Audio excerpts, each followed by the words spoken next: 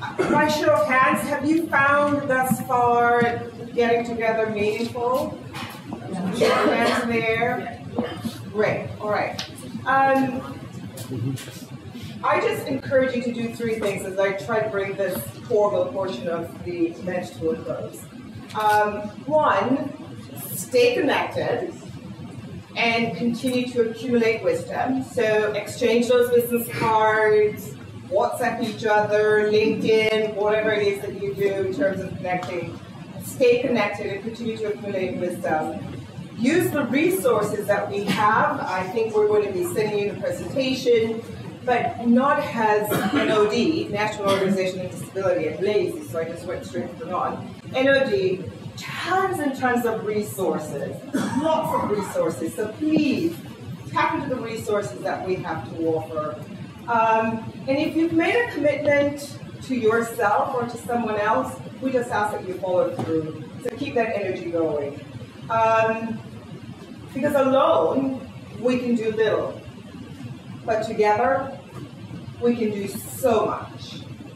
And leadership is about one life influencing another. So speaking about leadership and influencing, it is my pleasure to invite Angela Guy to come up and be one of two individuals to give our closing remarks, because after her will be Carol. Angela is the Senior Vice President, Diversity and Inclusion for L'Oreal USA. She's responsible for shaping the diversity efforts internally. She also serves as the leader of a number of external organizations, including the American Conference on Diversity, Promundo USA, Coalition of 100 Black Women, Executive Leadership Council, among so many more. It is my pleasure, ladies and gentlemen, Angela Guy.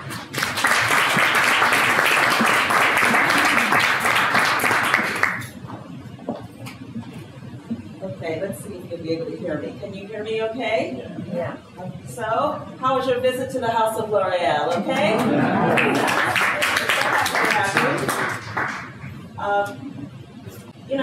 I have these prepared remarks, but I've also been sitting and listening and absorbing the conversation and the questions. And I first and foremost want to acknowledge that while today's conversation focused on employee resource groups, I think the bigger message behind this discussion this afternoon is about having corporate commitment that supporting individuals with disability is our responsibility. It's our responsibility. The individuals with disability are our family members, they are our colleagues, they are our consumers. And if we don't recognize the power, the value, and the influence having a relationship with this population means to us, then we truly are missing the opportunity. As an individual with disabilities of my own, and a mother of 2 children with disability, I can tell you that the approach that L'Oreal put in first and foremost ensuring that all of our facilities were accessible, not only to our employees, but to our business partners and those who visit our facilities, was our main priority. And it took 1 year for us to go across all of our facilities to validate that we were a good place for individuals with disability to visit and to work. 1 year. So this is not a small commitment. The second year, we start talking about our own representation. And you saw from Cassie's presentation that 0.4% was about 70 employees who were courageous enough to share with us their personal stories about what was going on in their lives, confidentially, by simply checking the box to say, I have a disability. So we created a strategy of which Rebecca Caruso, I don't know if you all had a chance to meet Rebecca, she's been running around here making sure that everything is working okay. So we'll take a moment and acknowledge Rebecca. Rebecca leads the disability strategy for L'Oreal USA. It is a part of our strategic plan. And so over the course of time, her performance is measured on our ability to ensure L'Oreal USA is a place where individuals with disability feel like they belong, either as individual contributors or as an extension of their own family or community. And so with this Break the Silence campaign, you heard it mentioned, Frederick mentioned it, Cassie certainly mentioned it, that it was groundbreaking because it opened the door to remove the stigma that we know so many individuals with disability have about disclosing. The fear that my career may be over, the fear that I might be treated differently, the fear that who knows what else.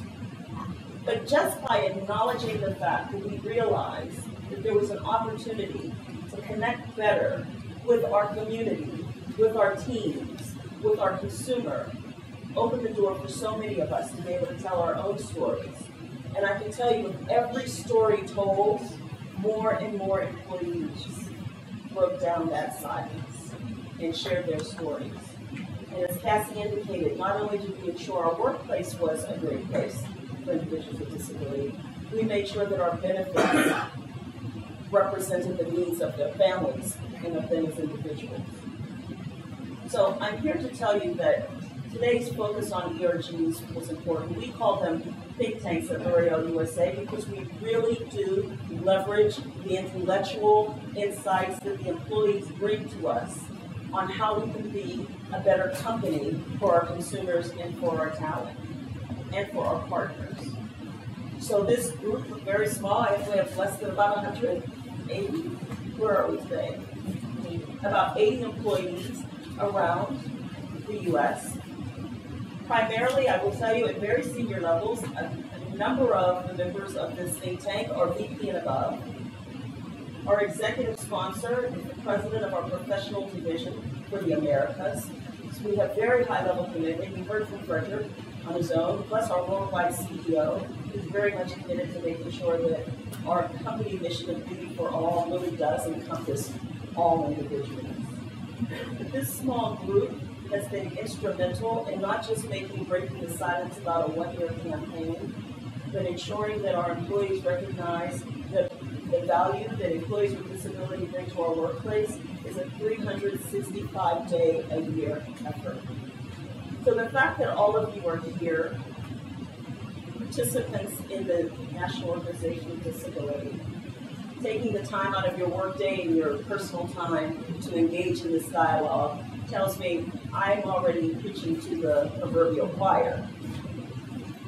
But it just warms my heart to be able to invite you in to the L'Oreal world, to the L'Oreal story, to the L'Oreal commitment that we have specifically here within the U.S., which is to build the standard in making the beauty industry inclusive.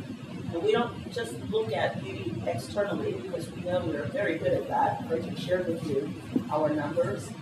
But we know we matter when we can inspire the best of beauty within, where individuals can feel like they can do their whole self, be valued by being so, and know that they have a voice contributing to the overall result. So I want to thank Carol and the leadership team of NOD for the work, for the insights, for the education, for the commitment, for the networking that you have provided companies like L'Oreal over the years, and you continue to have our support as you move forward. So thank you for coming to the House of L'Oreal, and I will invite Carol back to the stage.